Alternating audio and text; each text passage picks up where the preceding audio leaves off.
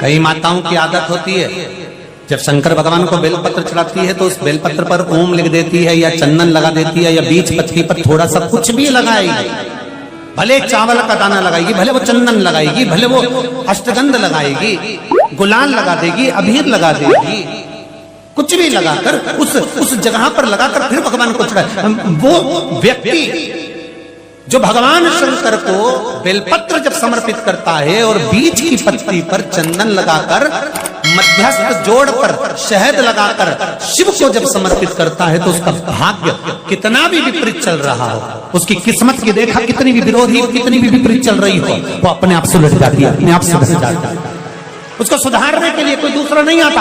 आप अपनी किस्मत को संवार सकते हो, आप अपनी किस्मत को संवारने में देरी नहीं कर सकते, आप स्वयं संवार सकते। इतना सुंदर कहा है, जिस दिए में बाती लगी हुई है, बाती पूरी जल चुकी है, उसकी राख या उसका काला थोड़ा सा भाग दिए के अंदर रखा है और आपने दूसरी बाती रखकर उसको जला दिया, तो वो जलाया गया जो भाग है लक्ष्मी को छीर्ण कर देता है। 15 दिन तक व्यापार ठीक नहीं चल सकता।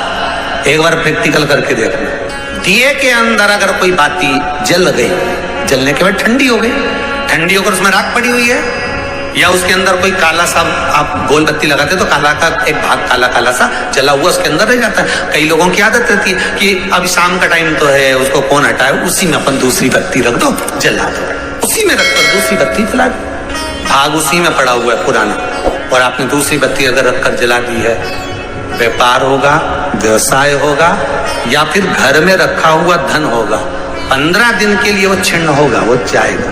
पैसा टिकने वाला नहीं 15 दिन तक, चाहे कुछ भी कर लो। कई लोग कहते भी होंगे कि हमारी दुकान तो 8 दिन तो अच्छी चलती, 8 दिन के बाद नया क्या हो जाता है, 15 दिन अच्छी चलती, 15 दिन के बाद नया जाने क्या हो जाता है। तो उसमें गलती ढूंढो कि हम गलती क्या कर रहे हैं। ये तो व्यापार तो अच्छा चल रहा है, ग्राहक भी आ रहे हैं, सब कुछ होता है। जब 15 दिन ग्राहक आते हैं तो 15 दिन क्यों नहीं आते, 8 दिन ग्राहक आते हैं तो 8 दिन क्यों नहीं आते, उसके पीछे तुम्हारा कोई कारण होगा। फिर अपनी गलती को ढूंढो कि हमारी गलती क्या हो। या तो बहू है, या सास, या घर में रहने वाला कोई व्यक्ति, या घर के बच्चे दिए में दिया रखकर जला देते, मतलब उस बाती को फिर रखकर जला दिया, तो अब उसको तो तुम्हें भोगना है। अब उनको नहीं मालूम कि गलती क्या हो रही, गलती अपन कर रहे हैं। कितना सुंदर संवाद है वहां, बहुत ध्यान दीजिएगा जरा। अग्नि पुराण, स्कंद पुराण, दोनों पुराण में स्मरण करिएगा। कार्तिक खंड स्कंद पुराण का पढ़िए और अग्नि पुराण का भाग पढ़िए। बेलपत्री का पेड़ हो, पीपल का पेड़ हो, बड़ का वृक्ष हो, चाहे आंवले का वृक्ष हो, चाहे घर मंदिर से बाहर जाकर, अर्थात घर से बाहर जाकर, मंदिर से बाहर जाकर खुले में अगर आप कोई दिया जला रहे हो, दीप प्रकट कर रहे हो, तो उसमें इतना घी, इतना तेल मत डालकर जलाना कि दिया ठंडा हो जाए और तेल और घी उसमें पड़ा की पड़ा रह जाए। कई बार आपके साथ में भी हुआ होगा, आप दशा माता की पूजन करने गए हो, या पीपल की पूजन करने गए हो, या वृक्ष की पूजन करने गए, आंवले की पूजन करने गए, बेलपत्री का पूजन करने गए, तुमने तो दिए में घी डाल लिया ज्यादा, बत्ती भी लगा दी तुमने, और इस भाव से लगाई कि जलेगा थोड़ी देर तक, और मालूम पड़े तुम्हारी पूजन हुई, हवा का वेग आया, दिया ठंडा हो गया और उसमें घी पड़ा रह गया, उसमें तेल पड़ा रह गया। महाराज, जिस व्यक्ति ने दिया लगाया,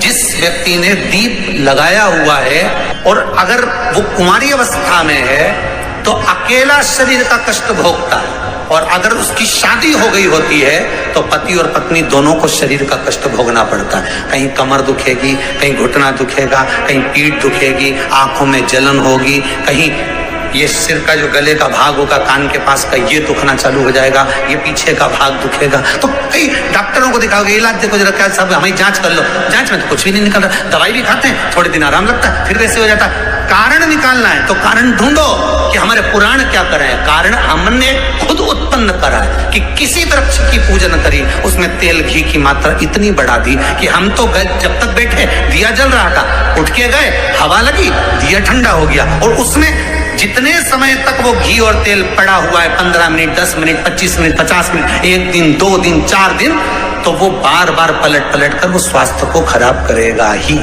चाहे कुछ भी कर लो, कितनी भी जांच करो। ध्यान दीजिएगा, जीवन में अगर कहीं अशांति का अनुभव होता है, मन को शांति नहीं रहती, बार बार ऐसा लगता है कि रोना आ रहा है, कुछ घर में अच्छा नहीं लग रहा, कहीं आंख फटक रही है, कहीं कोई फड़क रहा है, तो कभी ऐसा लगे एक सफेद फूल पुष्प कुंदकेश्वर महादेव के नाम से अपने घर में से लेकर घुमाकर शिव जी को समर्पित कर कर आ जाओ।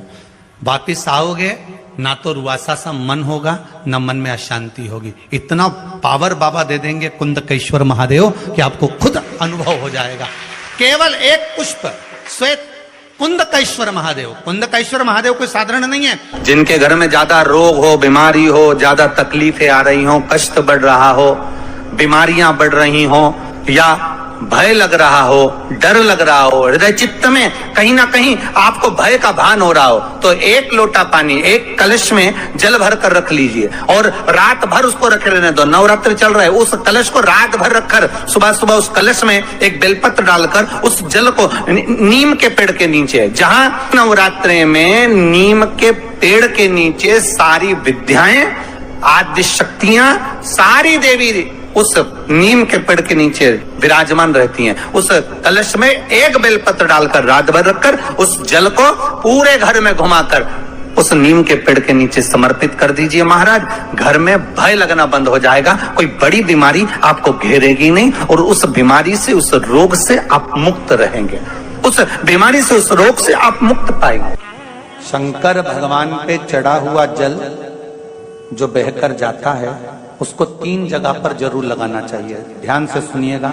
9 ग्रह जो शरीर पर राहु, केतु, मंगल, बुध, शनि परेशान करते हैं, उसकी समाप्ति के लिए शिव पर चढ़ा हुआ जल नैनों पर, कंठ पर,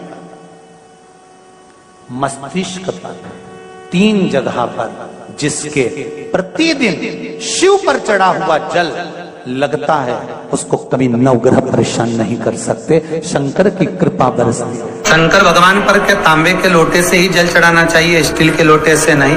प्रयास करा करो तांबे के लोटे से जल चढ़े, कि तांबे का लोटा जिसका मुख छोटा हो, गला लोटे का मुख छोटा हो, ऐसे लोटे से जब हम भगवान का अभिषेक या पूजन करते हैं तो उससे बीमारी समाप्त होती है और रोग छिन्न होता है। तांबे के लोटे से शंकर भगवान को दूध चढ़ाना चाहिए, नहीं चढ़ाना चाहिए। शास्त्र कहता है तांबे के लोटे से दूध चढ़ाने से पूत छिन्न होता है, इसलिए तांबे के लोटे से दूध ना चढ़ाएं। अगर दूध चढ़ाना है तो स्टील का पात्र ले लें, चांदी का पात्र ले लें, आदि दूसरे पात्र ले लें, पर तांबे के पात्र से दूध ना चढ़ाएं। शिव महापुराण में एक बात अच्छी लिखी है और स्कंद पुराण में भी लिखी है कि यदि तुलसी और बेलपत्र, क्या क्या चीज, तुलसी और बेलपत्र बिना नहाए स्पर्श नहीं करना चाहिए। अगर बेलपत्र की पत्तियों को भी तोड़ना है, उतारना है, तुलसी के दल को भी उतारना है, तो बिना नहाए ना उतारें। स्नान कर लिया हो